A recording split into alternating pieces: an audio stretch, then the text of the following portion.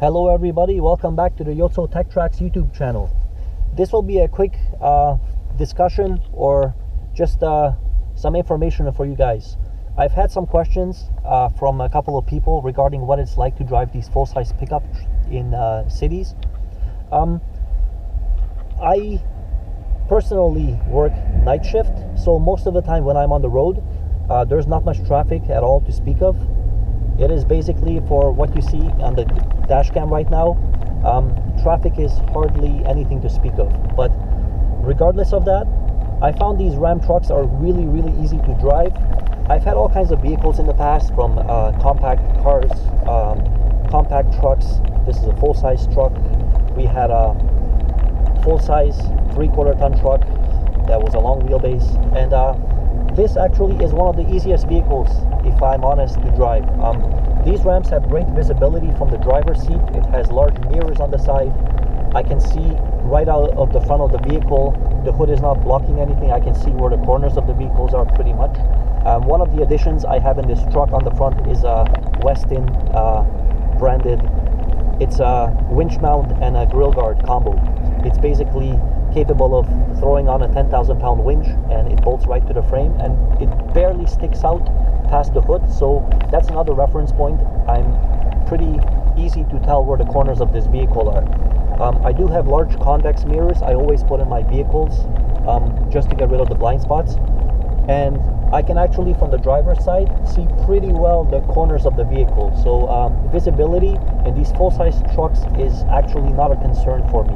I know a lot of people have this misconception about once they get into a big vehicle, it's going to be hard to drive, or difficult to drive, or hard to see out of.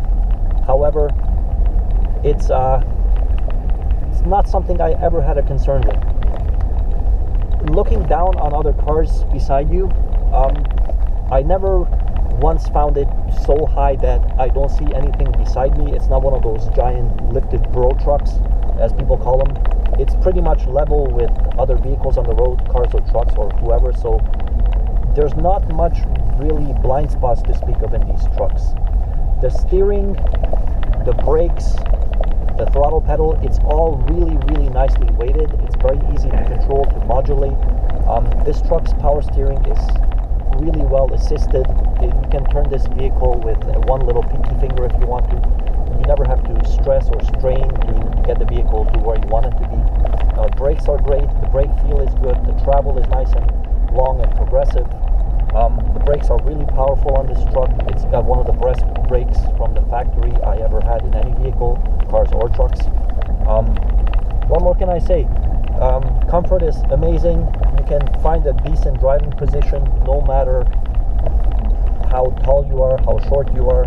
I'm about 5'10" roughly.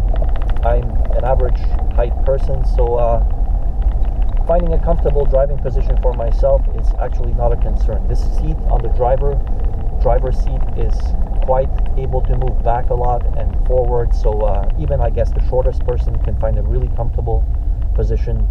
Even the tallest person, I can move this seat so far back I can't even reach the brake pedal, so it's not a problem there at all.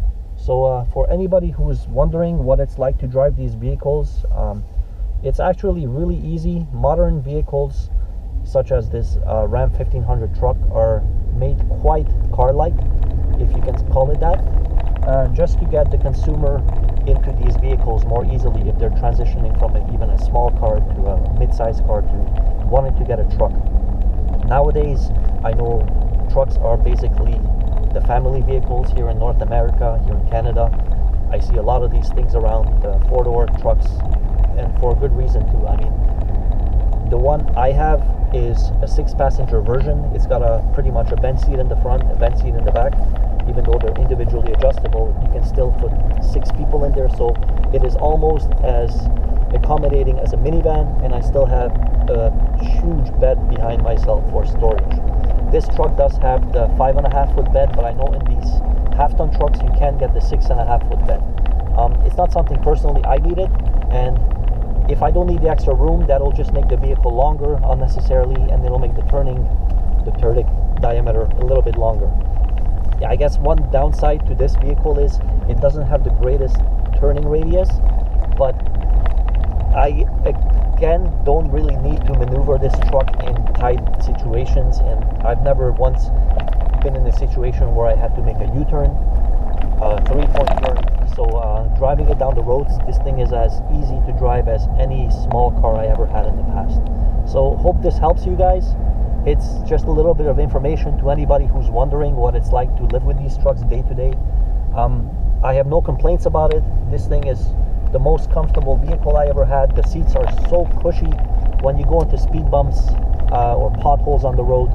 I believe the suspension has about 9 inches of travel, front and rear, thereabouts from the factory, so plenty of travel.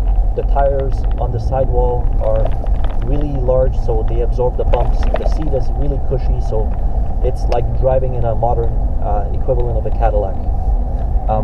So thank you guys for listening. Hope this helps you all. If you have any questions or comments, let me know. I'll be happy to answer any questions you might have. If you like what you see, let me know. More content is coming, or if you guys have any requests, let me know about this truck. I'll be happy to post some content and share it with the community. So thank you for now. Take care and see you next time on the Yozo Tech Tracks YouTube channel. Ciao.